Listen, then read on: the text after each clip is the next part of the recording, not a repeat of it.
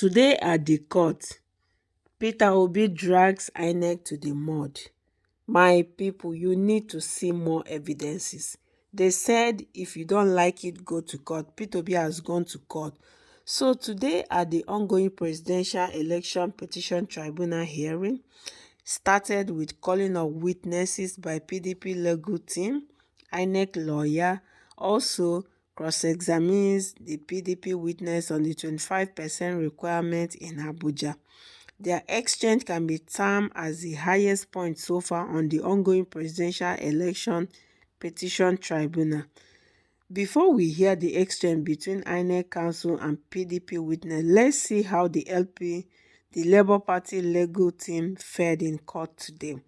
Peter Obi's counsels entered the courtroom with boxes of certified true copies of Form EC8A from Sokoto, Delta State, Kogi and other states in continuation from where they stopped last week and expected to round off the tendering of evidence this week, after which they will focus on calling all their witnesses. So here is the full transcript of today's hearing in court.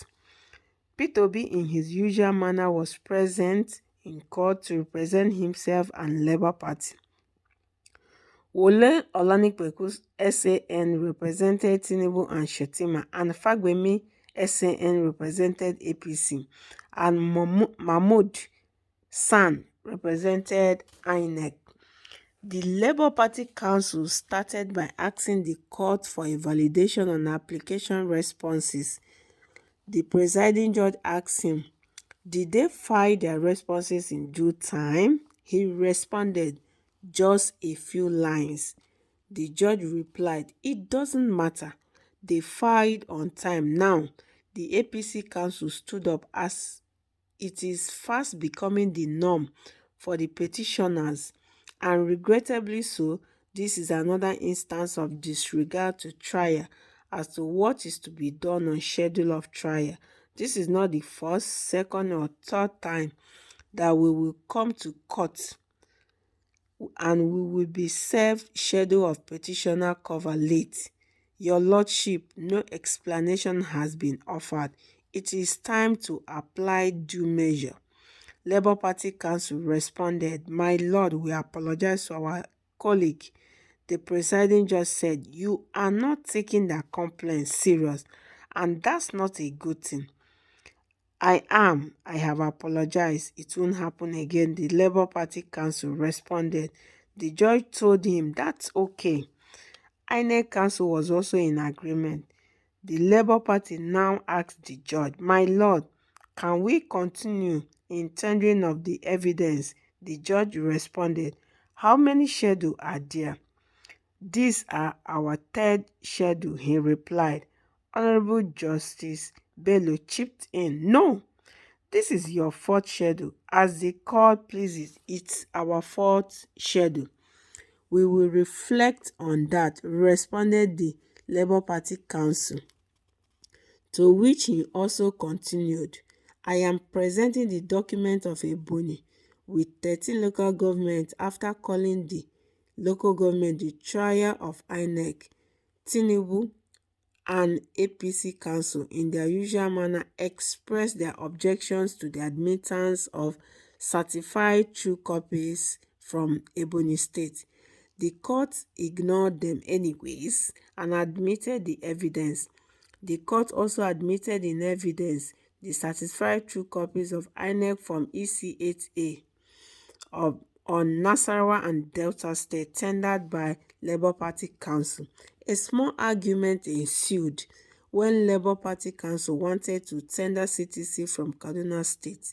The Labour Party counsel asked the presiding judge, my lord, may I go ahead to tender INEC certified true copy of 23 local government in Kaduna State? You have already tendered.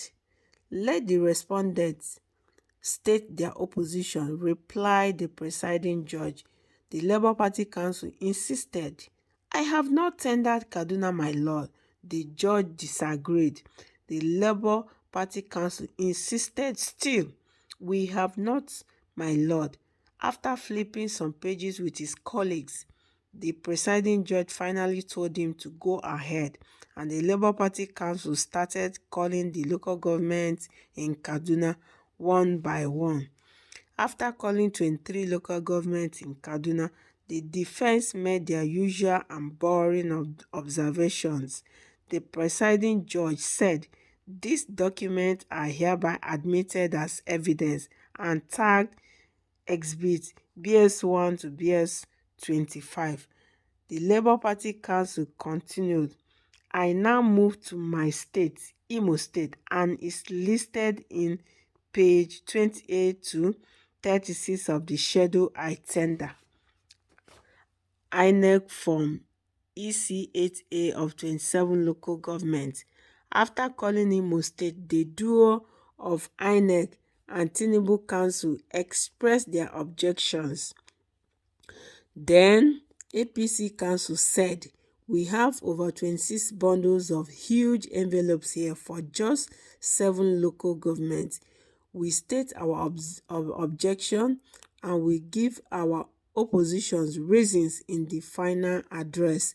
This is not surprising anyways, because INEC suppressed party votes in Imo State. INEC officials did not bother to go to many polling units in Imo State, including entire local governments in Imo State. Surprisingly, where election didn't hold, results were uploaded. So, when the lawful votes are counted, APC will lose the few votes that they got in Imo State. So next is Ondo State. Another Labour Party council did the presentation. After calling 18 local governments, she requested the court, "My lord, I want this document marked as read, as all parties have read and accepted." She jokingly said this because she knew the defendant would object. The judge asked her in bemusement, "Marked as read?"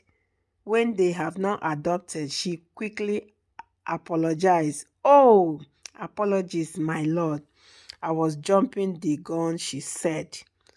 As usual, they all raised objections, which didn't matter as the court admitted the documents in evidence. After that, she went on to call 7 local governments in Sokoto State. The APC council raised an objection. "My lord, the petitioner mentioned 7 local governments and we have 10 bundles of envelopes."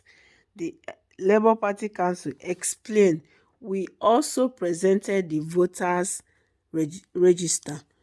We have tendered only 7 local governments for now, but that will not be all. That will not be all for the evidence for the state, as 7 local governments are only ones presented to us by INEC for now." So let's see the transcript of cross-examination of Atiku's witness by INEC Council.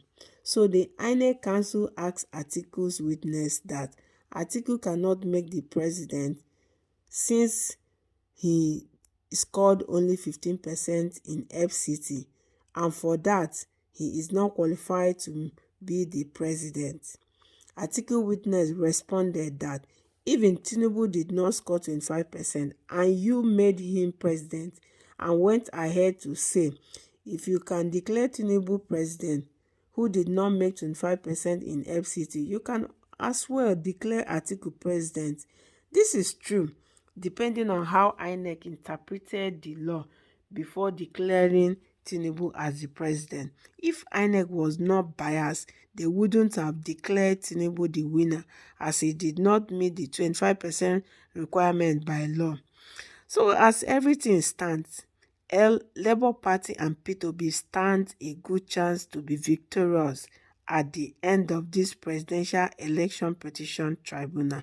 Thank you so much for watching, my people. So watch out for more updates. Thank you so much.